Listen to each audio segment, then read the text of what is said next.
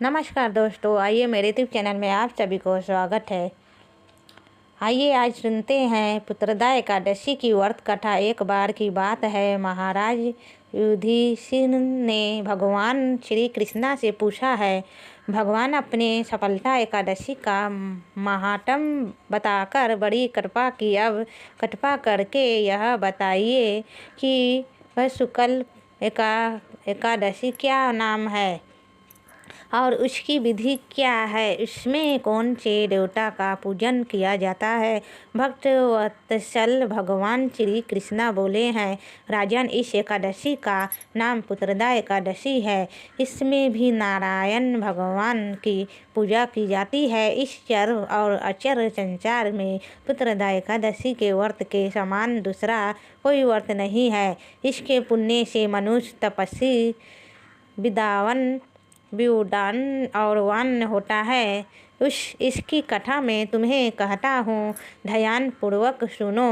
भंडारवती नाम की एक नगरी में सुकेतु नाम का एक राजा राज करता था।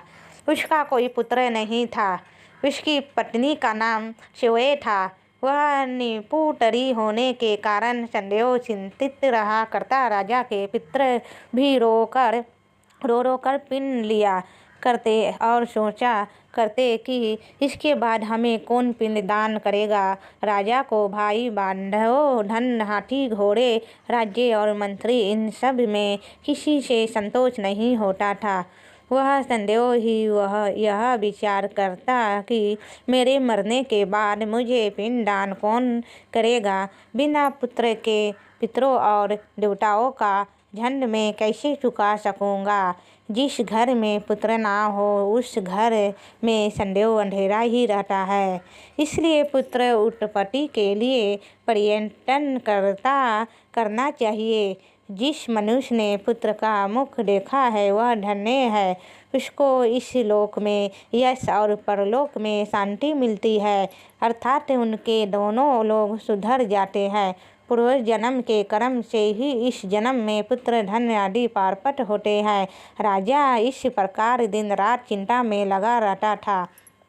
एक समय तो राजा ने अपने शरीर को त्याग देने का ही निश्चय कर लिया, परंतु आत्मघाती को महान पाप समझकर उसने ऐसा नहीं किया। एक दिन राजा ऐसा ही विचार करता हुआ अपने घोड़े पर चढ़कर वन को चल दिया और पक्षियों और वत्सों को देखने लगा।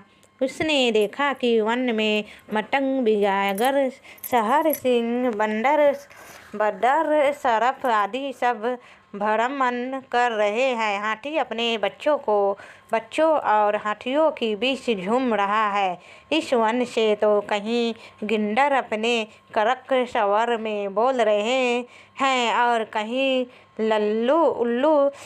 उल्लू ध्वनि कर रहे हैं। वन के दृश्यों को देखकर राजा सोच विचार करने में लग गया। इस प्रकार उसका आधा दिन बीत गया। वह सोचने लगा कि मैंने कहीं यज्ञ किए ब्राह्मणों को स्वादिष्ट भोजन से तपत किया, फिर भी मुझको यह दुख प्राप्त क्यों हुआ।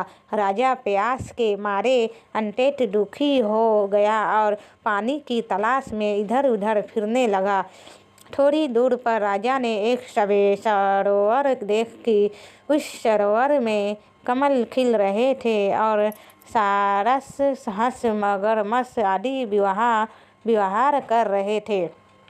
उसी समय राजा के दाहिने अंग फड़कने लगे। राजा ने इसे शुभ संगुण समझा और घोड़े से उतर कर मुनियों को प्रणाम करके बैठ गया। राजा को देखकर मुनियों ने कहा, हे राजन, हम तुमसे अत्यंत प्रसन्न है। तुम्हारी क्या इच्छा है, हमसे कहो। राजा ने कहा, महाराज, आप कौन हैं और किस लिए यहाँ आए हैं, कृपा करके बताइए। मुनियों ने यह भी कहा है, राजन, आज संतान देने वाली पुत्रदा एकादशी है। हम लोग विश्वदेव है और इस सरोवर में स्नान करने के लिए यहाँ आए हैं। यह सुनकर राजा ने कहा, महाराज मेरे भी कोई संतान नहीं है। यदि आप मुझे पर पसंद है तो एक पुत्र होने का वरदान दीजिए। मुनि बोले, हे राजन, आज पुत्रदा एकादशी है, आप अवश्य ही इसका व्रत करें और भगवान की कृपा से आपके घर पुत्र अवश्य होगा। मुनि के वचन को सुनकर राजा ने उस दिन एकादशी का व्रत किया और उदादशी को उसका पारण किया। इसके पश्चात वह मुनियों को प्रणाम करके अपने महल में वापस आ गया। कुछ समय बीतने के बाद रानी ने गर्भ धारण किया और 9 महीने के पश्चात उनके घर एक पुत्र हुआ। वह राजकुमार अत्यंत शूरवीर यह सभी हुआ। श्री कृष्णा ने कहा है, राजन, पुत्र प्राप्ति के लिए पुत्रदा एकादशी का व्रत करना ही चाहिए।